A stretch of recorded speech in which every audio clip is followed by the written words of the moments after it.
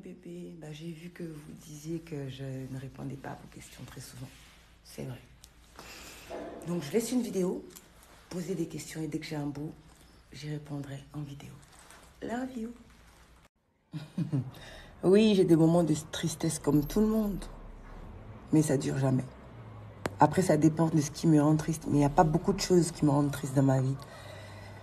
Je suis triste pour un décès, pour... Souvent, quand mes affaires sont... quand j'ai mes affaires, je parle de mes différents business. Quand c'est un peu long, ça me rend un peu triste. Mais après, dès que je prie, ça passe. Mais les moments où j'ai été très, très triste, c'est quand je perds quelqu'un. Quand je perds quelqu'un de proche ou de cher, là, ça m'atteint vraiment. À part ça, je suis tout le temps joyeuse. Coucou ma chérie, quand tu dis forme X, c'est quoi? Moi je connais le pied X parce que moi mes pieds sont X. Tu vois? Mais ça ne me gêne en rien quoi. Je porte des shorts, là je suis en short. Je porte des petites robes, je porte des jeans, des collants. Pourquoi vous cherchez des complexes où il n'y en a pas? Tu es X, tu es X. Il y en a qui sont bancales, il y en a qui ont les pieds droits, ils ont les pieds droits. Mais ça ne change en rien ce que tu es réellement. Ça ne devrait pas en fait te rendre triste ou bien te demander qu'est-ce que tu dois porter, qu'est-ce que tu dois pas porter. Tu peux tout porter. Tu peux tout porter. D'accord? Accepte-toi pour que les autres t'acceptent.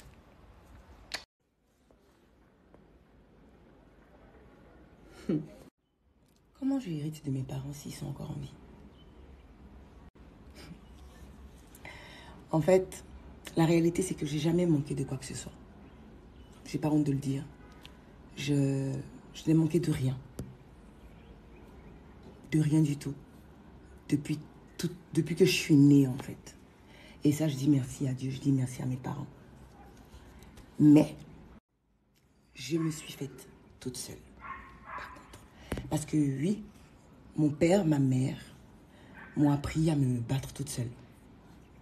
Ce sont des exemples même palpables de la chose. Ils m'ont fait comprendre que oui, ils ont de l'argent, mais il faudrait que j'apprenne à chercher le mien. Parce que ce que vous ne comprenez pas, c'est que c'est bien beau papa a l'argent, maman a l'argent. Mais ici, il advient un malheur.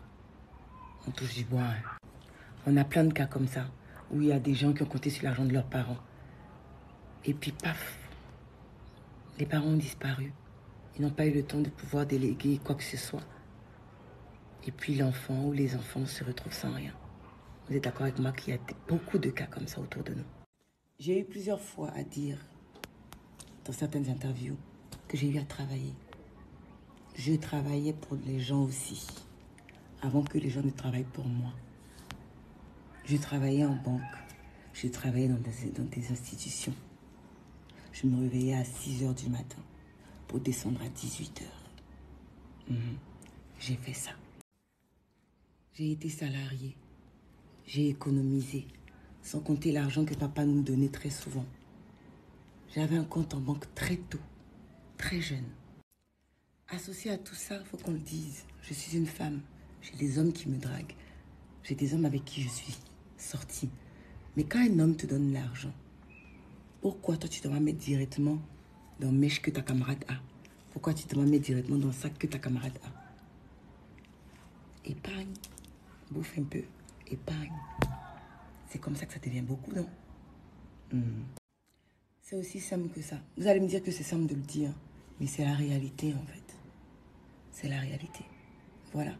Il y a l'argent que toi-même tu t'es forcé à garder pour pouvoir arriver au stade où tu es. Il y a l'argent qu'un gars peut venir te donner parce qu'il estime qu'il t'aime ou bien qu'il te drague, tiens, fais des activités. Et puis maintenant, il y a toi-même. Si tu es bête là, tu vas prendre ça pour faire n'importe quoi. Si tu es intelligente, tu vas investir pour que ça se multiplie. Voilà. Et quand tu investis pour que ça se multiplie, c'est tout simplement pour ne plus que tu sois dépendante d'un homme. Ok, oui, parfois. Parfois. Et ça se passe quand tu réalises qu'en fait, tu es la seule à avoir une vision claire, en fait, de ce que tu veux. Tu te dis, Comment tu arrives à voir bleu pendant que les gens voient vert? J'ai une trentaine d'employés.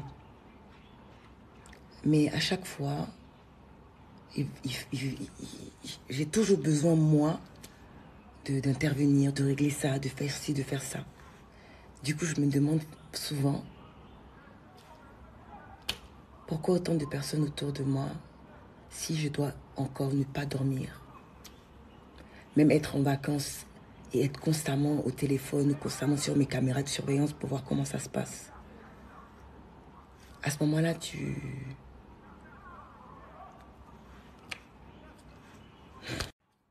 c'est dur. À ce moment-là, tu te retrouves un peu seul au monde. Mais tu continues. Parce qu'en vrai, t'as pas le choix. Voilà, t'as pas le choix. Tu le fais pour toi, pour ton fils, pour ta fille, pour... voilà. Donc c'est un peu ça. Il y a toujours des moments où tu perds le nord, où tu relativises. Mais il faudrait jamais que ce soit des longs moments, parce que c'est à ce moment-là qu'on se perd et qu'on baisse les bras et puis on perd tout. Donc moi, quand j'ai ces moments de gros doute, je prie. Et puis ça va. Et puis je suis encore là. Merci chérie. Non mais c'est pas que je ne veux plus tourner de films, c'est que je trie les films dans lesquels je joue. Parce que j'estime qu'avec tous les prix que j'ai pu avoir et mon parcours, je devrais faire un parcours sans faute. Du coup, vous ne me voyez pas dans n'importe quelle série ou film parce que je suis très pointilleuse dessus, mais non, j'ai pas arrêté. J'ai des films très bientôt. Voilà, et c'est en train de se peaufiner. Vous allez me revoir bientôt. La réponse est que j'en sais rien. Parce qu'il faut dire qu'avant, j'étais un garçon manqué, donc tout le temps, basket. Et puis un matin, ça a changé. Et comment que je réalise. Et je vous aime tellement.